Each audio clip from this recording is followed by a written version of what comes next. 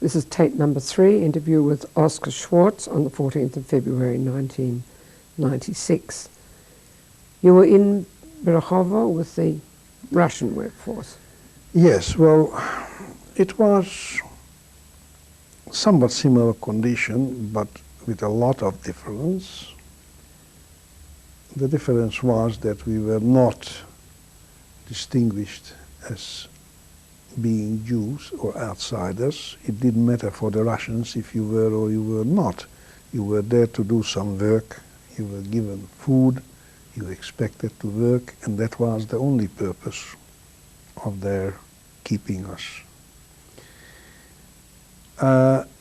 In a rather large house we were allocated. It was somewhere in the town.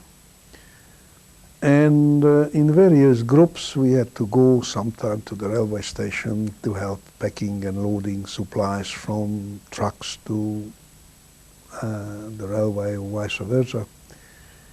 And other days we were to go to some large flour mill to do the work of bagging and so on.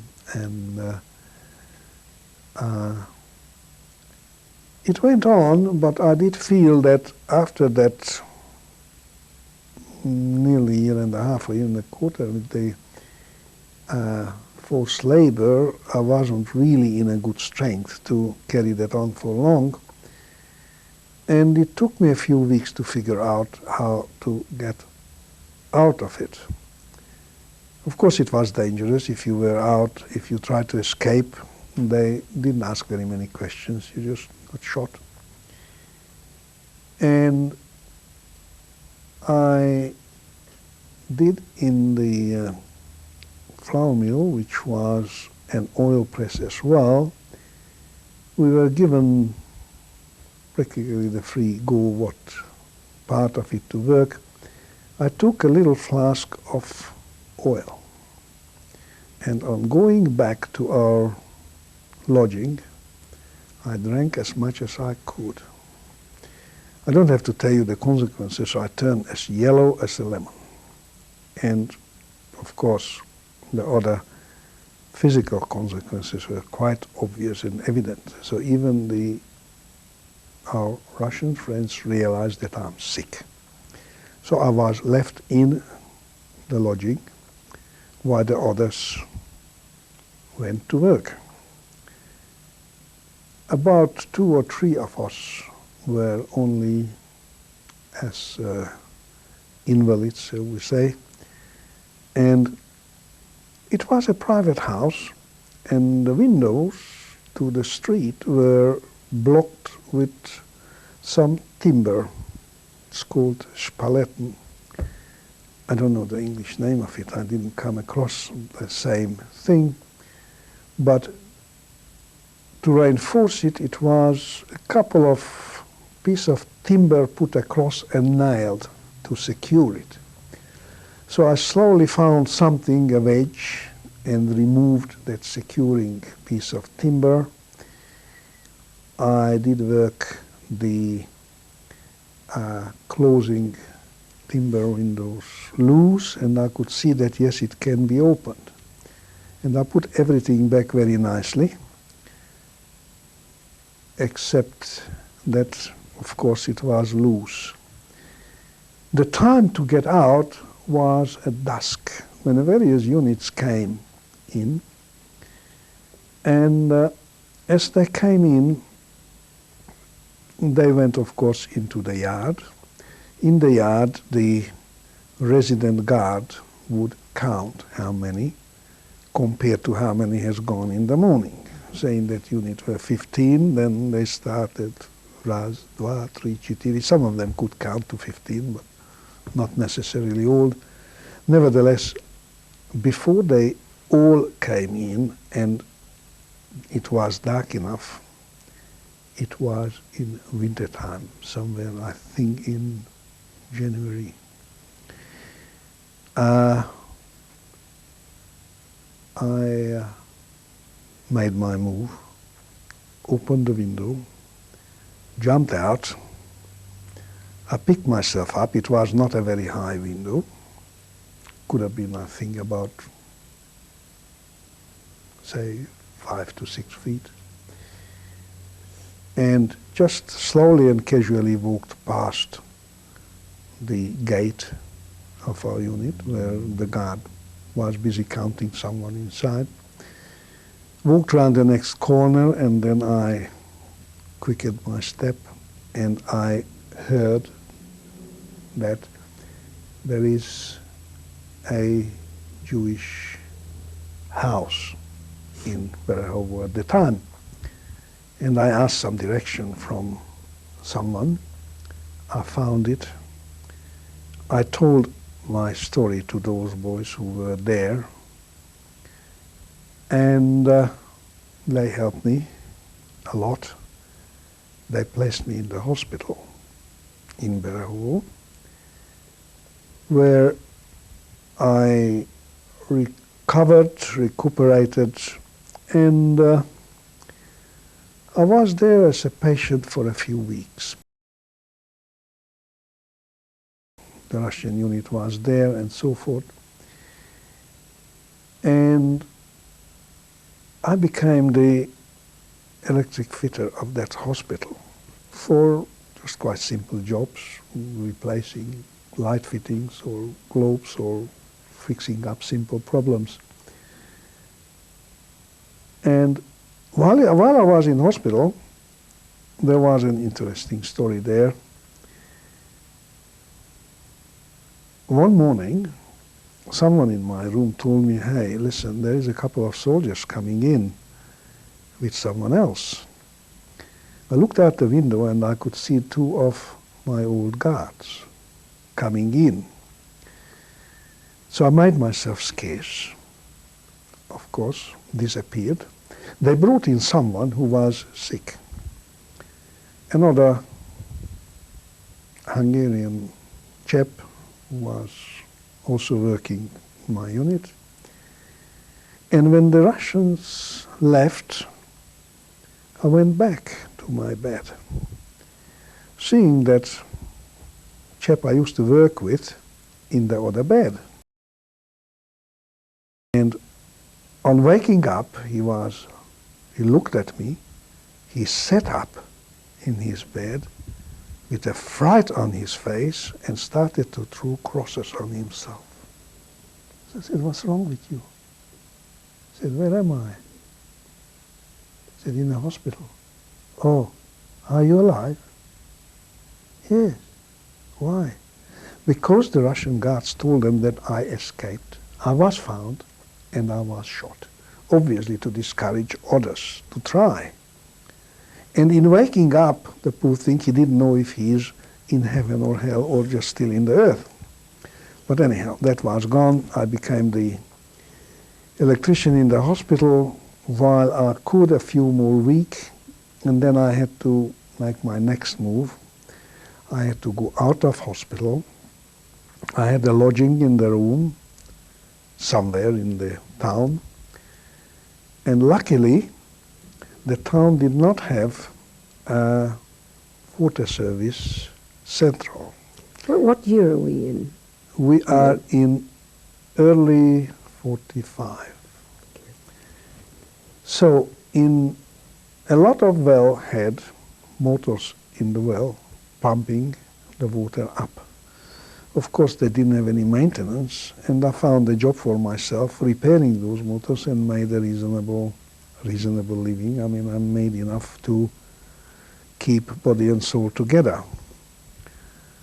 And now we come to about March of 45, end of February, March, where I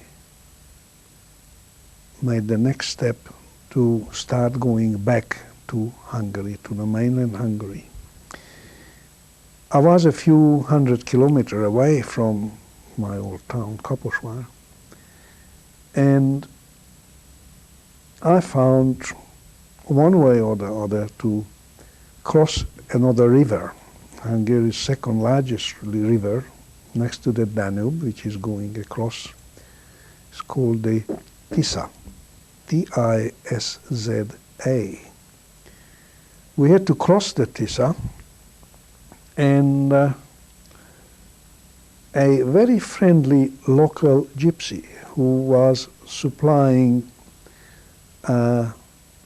pork to Berehovo from Hungary took me for a small fee to cross the Tisa, which was rather primitive, but we managed. And I started again a journey across Hungary, where there was still military rule. The Russians were in about 3/4 of Hungary already occupying, with the exception of the westernmost part where I wanted to go. So I wanted to go and follow the front, but of course with a safe distance behind. And the Russians, with all their intelligence, were quite good. They didn't like that. So they stopped me and a friend of mine I picked up on the way, who was also from Kaposvár. The two of us wanted to go back. We were stopped a couple of times, held, questioned, but released. Sometime after about a week's work or two, sometime just immediately, sometime we had to take our own initiative. Why do you think they released you each time? Because they found that we're not dangerous, and we're not, sooner or later they realized that all those who were in forced labor, we had our military book with us, and the military book on the front was super printed with a Z. Z for the Hungarian word of Jew, Žido.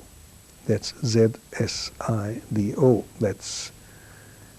And with this book sometime, and realizing that the Jews really not wanting to help the Germans or the Hungarian German army, they released us. And sometime about middle of March, towards the end of March, I arrived back to Kaposvár.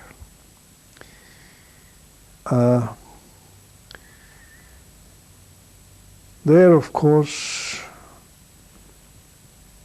a lot of sad news and what was waiting for me. Firstly, there were the early times yet I didn't know if my mother or sister, who were taken away with the ghetto, would have survived. A few people slowly started to come back from Germany, from the camps, the ones who survived. And from those I have learned that little what I could learn, that my mother and sister were together in Auschwitz, and they were in fairly good spirit, which was the main ingredients for survival. If somebody started to be desperate or threw in the towel or didn't care, they were very, very quickly down, disappeared. And they were very highly spoken of.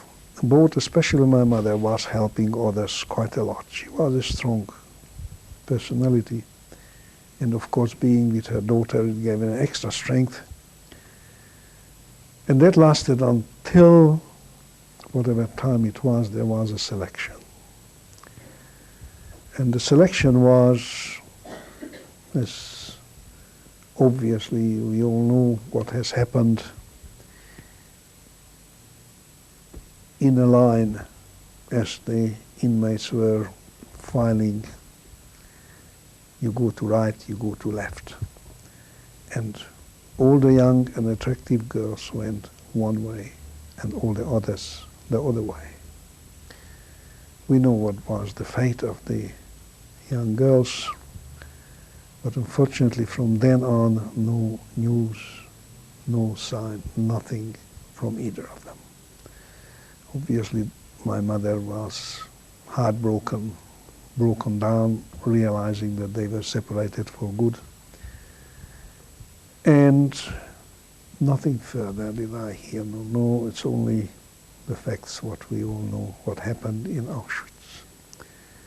And regretfully, I have learned then the fate of my late father, that when he was taken away, what was his fate when he was taken away. And difficult as it was, but the mentality then was just somehow the strength of survival, the instinct to survive. Slowly, I had to come to terms with the fact that I'm utterly alone. Of course, there was no sign of my late grandparents. I had two cousins who survived, and later on another two girls, cousine, who came back from wherever they were during the war. They were in another town. We met briefly, but they went their way. They still settled in Hungary. I decided that I don't want it. And after about 2-3 months, we have organized 4 of us to go out to Germany and try to look for if any relative of any of us would have survived. Now, is this still 1945? Or? It was, yes. And in the meantime, I traveled to Budapest. I looked up my old landlady who I found, survived. And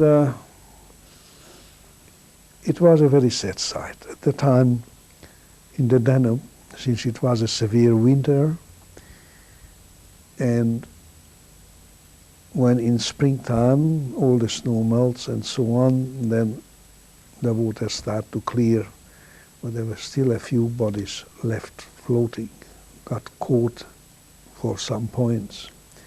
They were unfortunate Jews who were then taken to the Danube and shot into the water.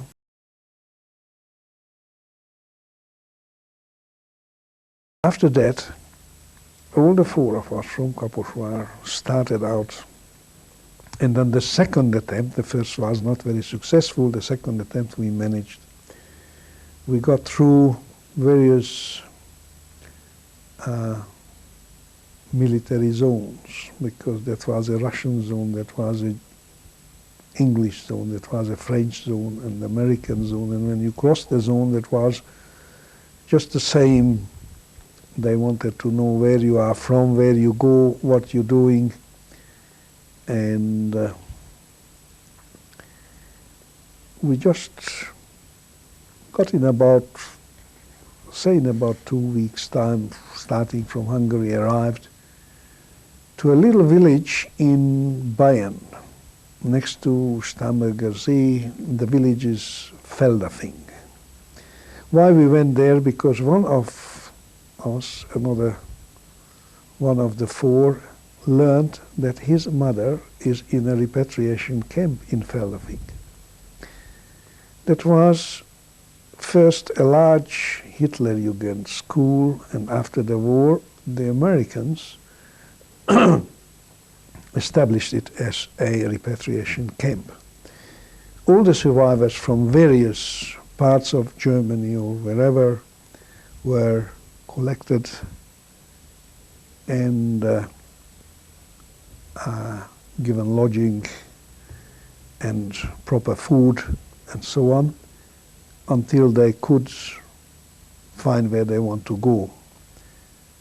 Some of those wanted to go back, what they called back home, or wherever they come from. Some from Poland, very few, to Romania, to Hungary, and most of them to Palestine at the time.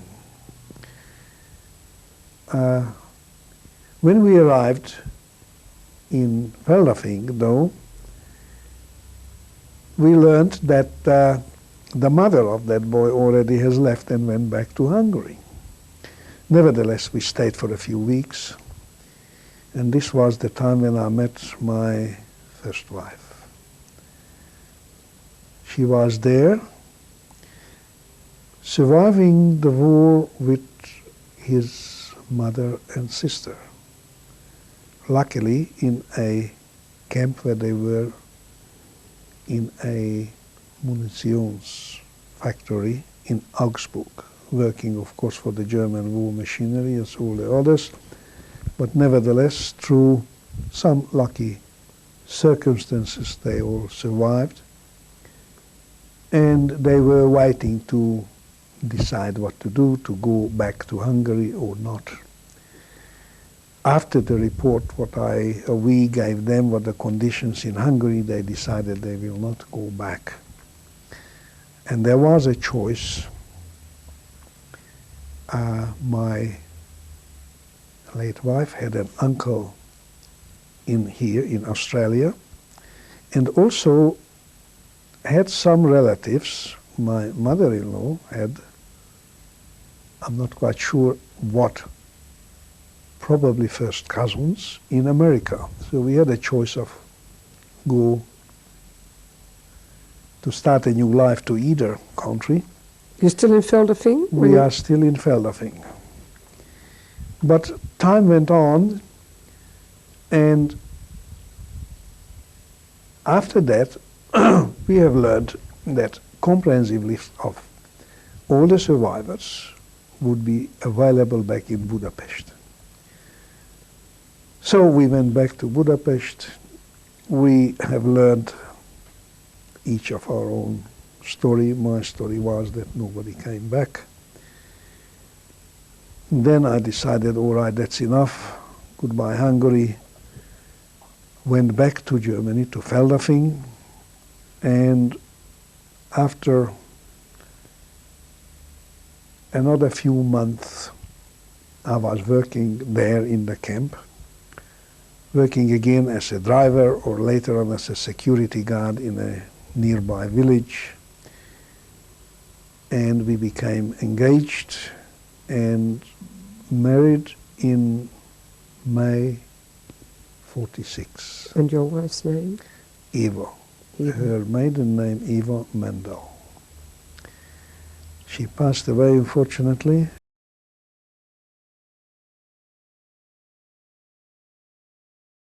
Let's talk first of all about coming to Australia. You came, right. You were married, you're in Feldafing. We married, we were in Feldafing, and in the meantime, very soon after, her sister got married too, and her uncle came to visited us in Feldafing. The uncle from Australia? The uncle from Australia, the late Geza Mendel. He was very good. He has provided permits, lending permits, applied for lending permits to any of his relatives, quite a lot of them, cousins, second cousins, children of various members of his family, anybody whom he's learned that survived. And at the time, we have then decided, yes, we shall come to Australia. It appealed to us more than going to America. And of course, the way was that you couldn't just book a flight and come. We had, with the strength of our lending permits, a transit to Paris. By the way, the lending permits were not ready for the two husbands because in Australia they read the list of survivors, my mother-in-law and the two girls have survived, so they have got their papers ready. By the time the papers got ready and Geza came to Feldafing, both girls were married. So we didn't have the papers yet. Nevertheless, we were given permission. We traveled to Paris. and that was on the fall about October of 46. How did you, how were you able to travel to Paris? Did you? By train, quite in a luxury of a train at that time. And Did anybody help you pay for this? Or?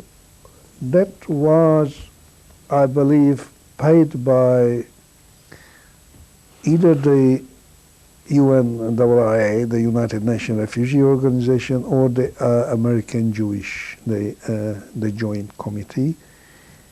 It did not cost anything, of course, so we would be still waiting. And arrived in Paris, we were again given lodging, and we were given food vouchers. And is that the joint committee who did that, or on? Yes, the joint committee. But at the same time, we nearly all found some way to work without work permit. Of course, that was a risk just after the war. In that time, nobody took seriously work permit or not, and the whole Paris was really full of refugees of the kind like us. So the time came, and by the time we arrived in Paris, Eva was pregnant to our first child, and he was born in February 47. In Paris? In Paris, in Hôpital Foch, Saint-Oise. In Hôpital Foch, that hospital was a military hospital, but as the military were sort of moving out from Paris and refugees, especially pregnant women, came in, slowly being converted to a women's hospital. At that time, when our son arrived, it was only the top floor. Later on, as every floor became vacant, it changed, and so on. I got a job in Paris quite easily for repairing motors and winding and so on. And that was a very nice young Frenchman, Monsieur Sebilot. And I've learned a little bit of French there, since everybody could speak German, but it was not very welcome. So I just tried my schoolboy French, applied, and slowly I could get by. And it was not a bad time for a time being in Paris. Then the time came to depart. I think we'll stop there. Good.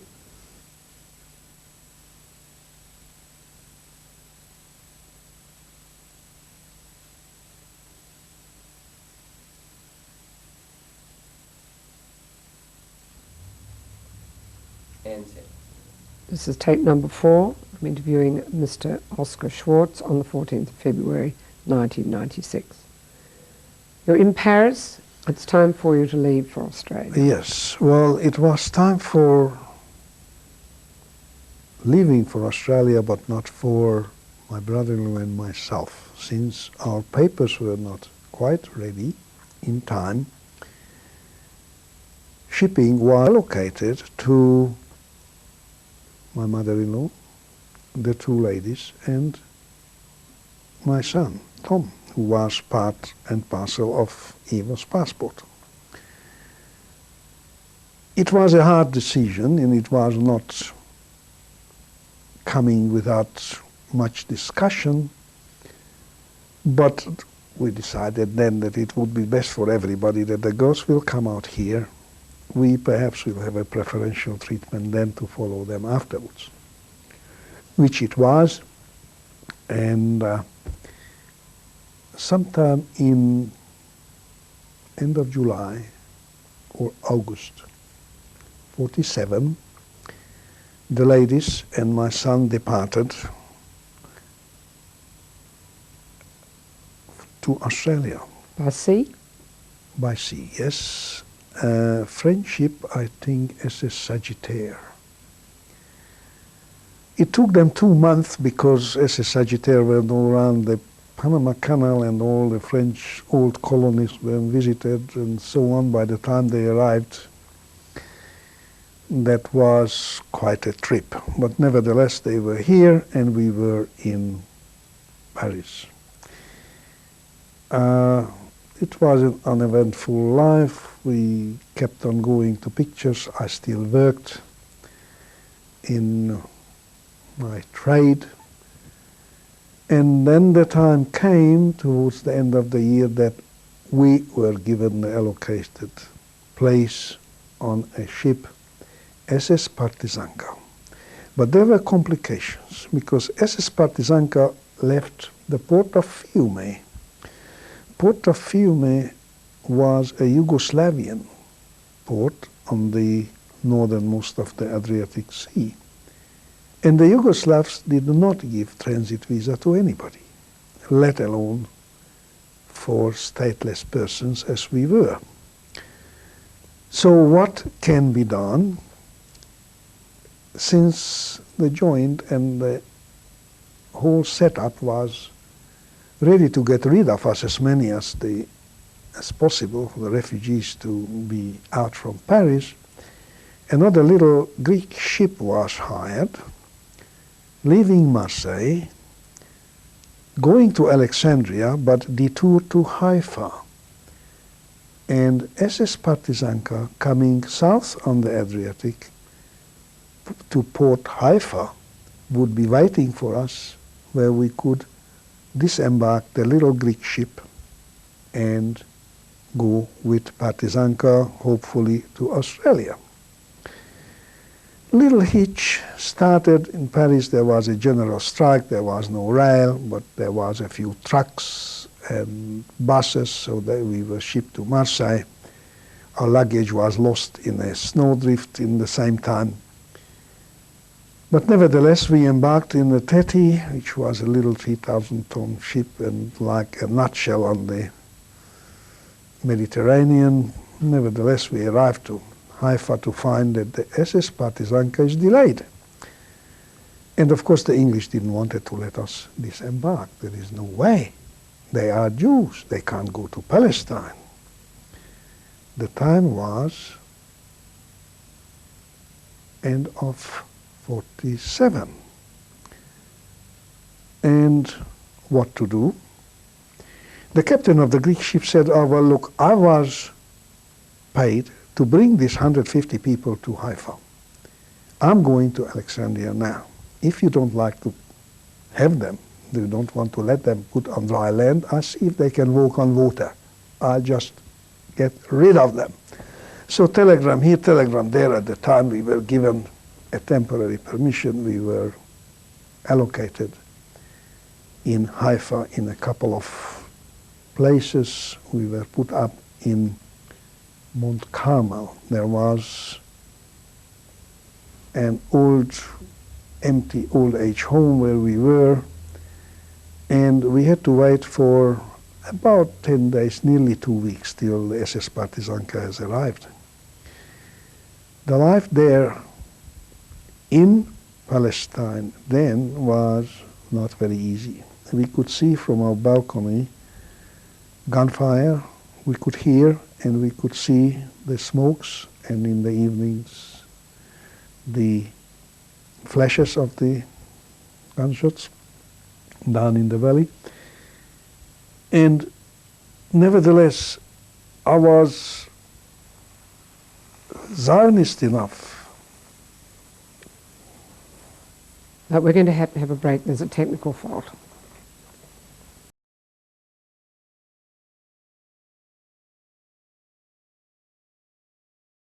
Sorry about that interruption. One of the lights was playing up.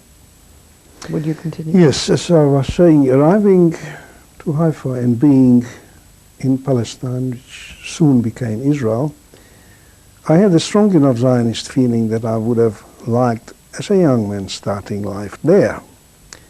But since my wife and son were already in Australia, and since I lost all my family, and just in recent past I acquired my new family. I couldn't face up to parting again.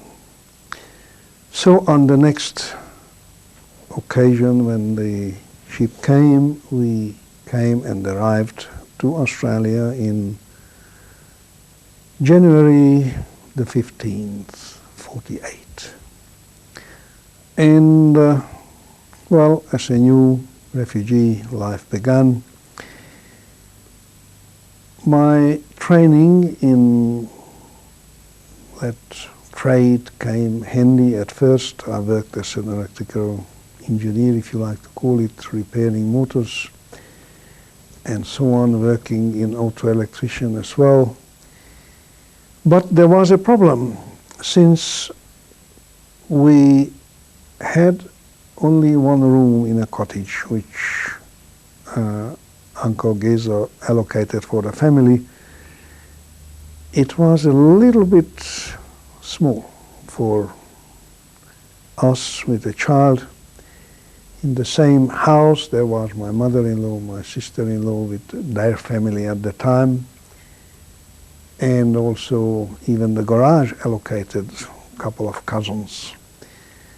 So we started and became shopkeepers. Why shopkeepers? Because to have a flat you couldn't just lease or rent a flat. You needed what you call key money. The rent was very cheap, but you have a flat, you had to pay landlord X amount or to buy something, which we didn't have enough. Could you explain what you mean by key money? Key money was the time which was not legal, but obviously a permanent fixture of. Rents were controlled. To pay, say, £2.10 for a good flat, it was very cheap.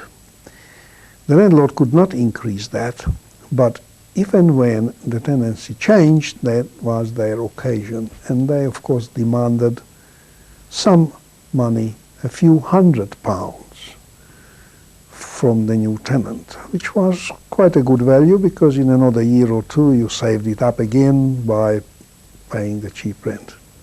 So instead of that, which I didn't really look at favorably, to buy a shop you could legally borrow money from a bank or lending institution for paying goodwill. And usually behind the flat, behind the shop, there was a flat. So from electrical fitter I became a greengrocer. Why? Because it was the cheapest shop you could buy. So borrowing £100 from a friend, on that £100 borrowing some more from the bank, we started our history of shopkeepers, at first in Drumoin, where I learned that I shouldn't trust anybody and everybody on the market. Whatever I think they say is truth, no, not indeed. I have to check everything. Paying the usual money to learn. I managed to sell the first shop and bought the second one by that time in Kensington. That was Could I just ask you, did your command of English at this time, what command of English did you have? At first I worked about 3 years in various jobs. In the 3 year, well, at the beginning my English was next to nothing, nil. Even that little I would have remembered or learned was not very useful, because the Australian accent wasn't quite what I'm used to. But I was reasonably easy, or it came fairly easy for me to pick up expressions and so on, and working with Australian boys, it was a must. So it took, I tried to read newspapers, and by the background of a little Latin or similarity to French perhaps, the words after a few months I had enough courage to go to a shop perhaps to buy something, and after another year or so I could express myself, perhaps not as I would have wanted to, but as necessary. And when we started to be shopkeepers, I was able to tell the difference between, say, beans and potatoes and what is what. After that, of course, going to the market very early and having a young boy to look after and being in the shop wasn't really what I was hoping to, so we changed the greengrocery to a grocer's shop. And again, various changes. By that time, we managed reasonably well. My wife was a very good saleswoman. She was very good in the way of making every customer who would come in the shop to feel that he or she is the most important person, and therefore we were doing well. After that, another shop, another venture, and then there was a problem. I didn't want it to have our son to be grown up without brother or sister. Knowing how close I was to my late sister, at long last, Eva agreed, and we had our second child, Suzanne, born in '54. There is 7 years between the first and second child, but nevertheless, they both have somebody to belong to in their own generation. By then we had a nice little shop in Bondi, and Eva had the second child in the proper care of King George instead of that improvised military hospital in Paris. It's King George Hospital. King George Hospital, I beg your pardon, yes. And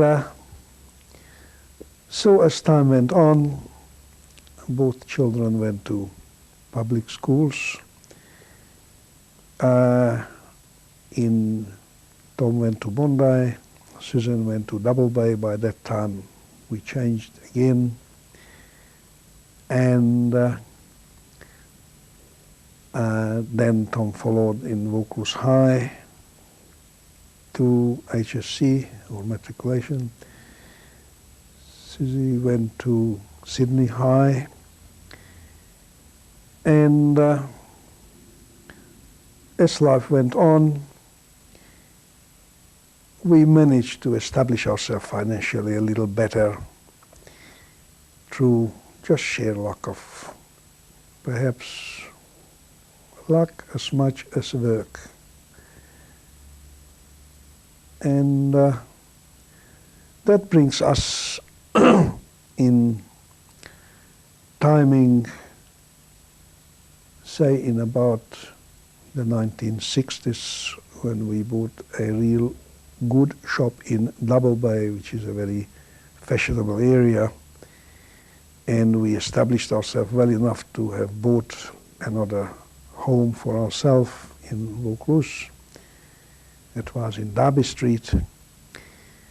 And then, of course, to be a shopkeeper was never in my foremost ambition. I didn't know what I wanted to do, but not to stand behind the counter. And once the shop was developed and went well, I was looking for something else. So in later years, approximately in the early 70s, I bought a nursing home, which was just as a commercial venture. Was only managing it, obviously. I had to employ a matron, and that was a very nice and good association for a little over 10 years. In that time, unfortunately, I have lost my wife. In '77, in 1976 we learned that she had melanoma. And against advice, she chose not to have an operation, but rather trusted chemotherapy. And soon after, within a year, she has passed away. In practically the same time, my daughter has got married.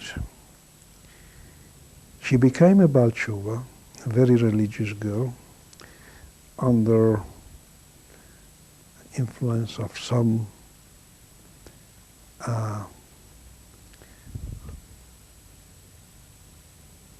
local person I wish not to name. But nevertheless, her marriage worked out well. They are happy. They live in Israel. If I couldn't make it, at least they are there. And I have 3 lovely grandchildren there. My son has married somewhat earlier. And I have 3 grandchildren by his marriage as well. Unfortunately, he is divorced about 4 or 5 years ago. And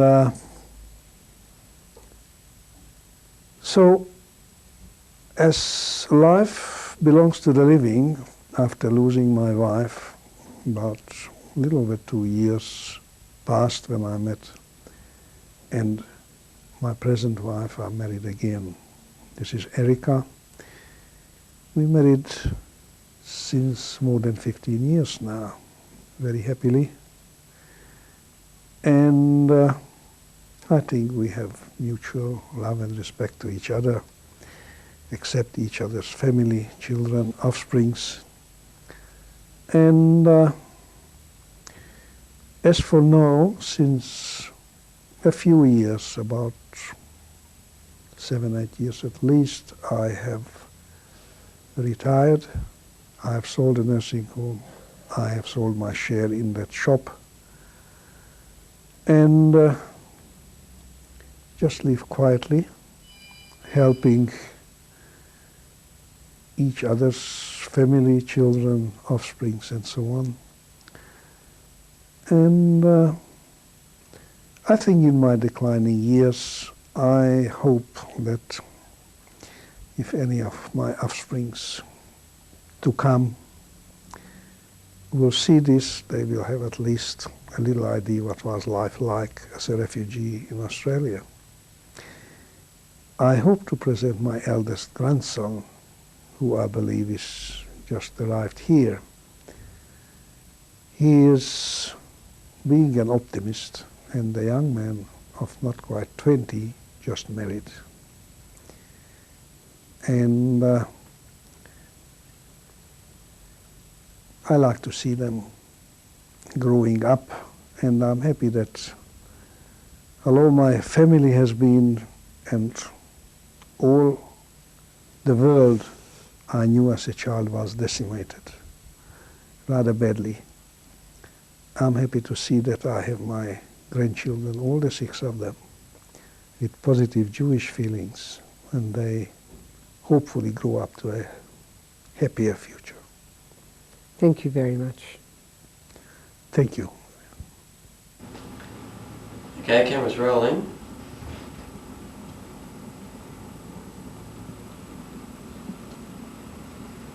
And set. Oscar, would you like to introduce your family? Yes, with pleasure. This is Erika. And by the way, Vivienne is our friend, not only the interviewer, very happy to have her. And Thank you. behind me is Simon, my eldest grandson, recently married, half his luck, to Temi. They are fairly close to us, and I don't know if they will want to have a few words to add.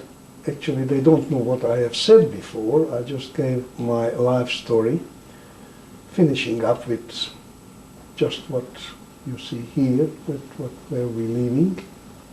And perhaps Simon, your feeling or impression or accepting Erika as grandmother or whatever you like. Well, I was born in the year that my grandfather's first wife passed away, so I've known Erika as my grandmother all my life. Granddad and Erika being my true grandparents. I've always been very, very close to them, and they've always been loving, kind to me. I must say that until a year or a couple of years, very close number of years ago, I actually hadn't heard much about Granddad's experiences in the war because he'd been very closed about it. But recently, for whatever reason, he started to tell his story, and my sister did a project on his experiences in the war for school, and now, hopefully with this interview, I'll get to hear a bit more about it. That's my hope. Thank you. Thank you. And Oscar, just let me add that I'm saddened of course by the fact of what has happened to you during the war, but I'm grateful that you managed to survive and that we're able to live our life together. Love. Cameras rolling. And set. So could you tell me who this is a photograph of? Yes, this is my late paternal grandfather, the late Jacob Schwartz.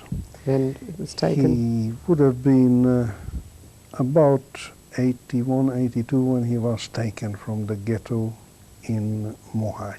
That's where they lived. And unfortunately, by his age, there would have been much chance of survival. And when would this photograph have been taken? This photograph was taken about 2-3 years prior to that. I think it would have been in the early 40s. And where? That was in Kaposvár at the time. Thank you.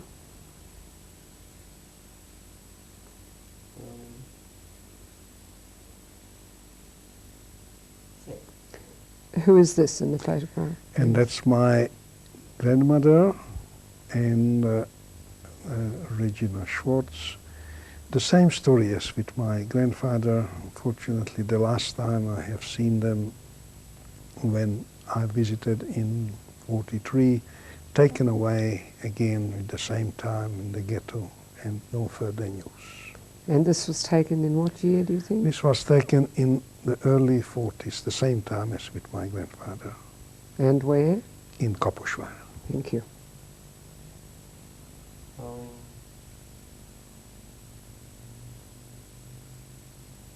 Set. Who's in this photograph?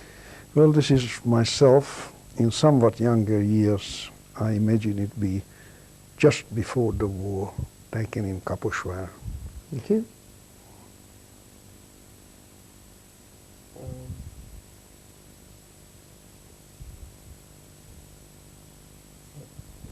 Could you tell us who these people are? Yes, and it's my late father and mother, Isidor and Margit Schwartz. This picture was taken somewhere just before the war. Fortunately, that's the only one in my possession. And where would that have been taken? It was taken in Kaposvár. Thank you. Rolling and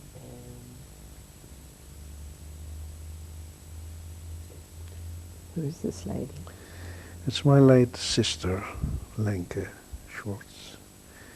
She was about 24 when she was taken away, and unfortunately didn't come back. This photograph was taken. This was taken just a couple of years before the war. Would take it to about, say, 40, 41 In? in Kaposvár. Thank you.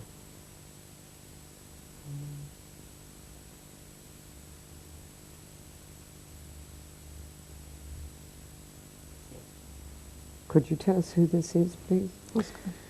Yes, Vivian, this is my first wife, the late Eva Schwartz.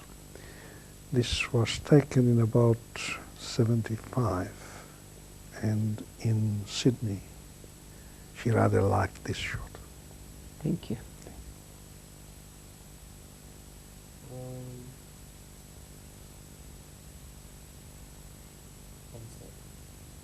And who is this lady?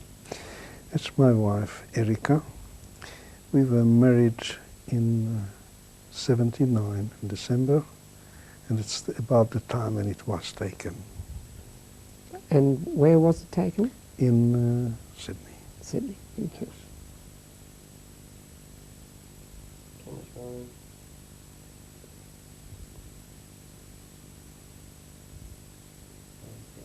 Who was in this photograph, Oscar? Well, that's myself with my son and grandson on the grandson's HSC, which was in 94. So at the time of his graduation, it's in Sydney. Thank you.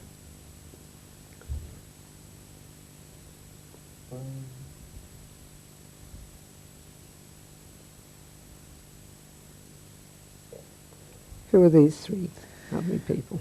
These three are my three grandchildren by my son, Simon, Lisa, and Ben Schwartz. This was taken in Sydney in 92. Thank you.